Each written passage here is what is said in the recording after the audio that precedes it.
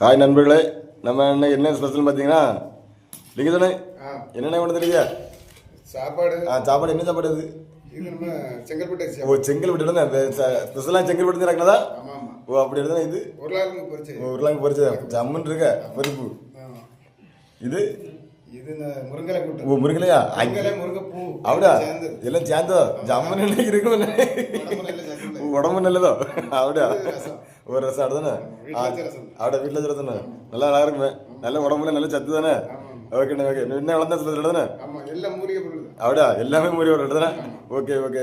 சரி சரி. இது எங்கே முடி எங்கே எடுத்தியா? ஓ, திருப்பதி ஸ்பெஷல் தானே? ஏன் திடீர்னு?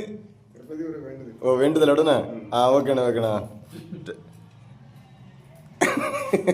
வாக்கா, நீ என்ன வந்துருக்கா? அதே தானோ?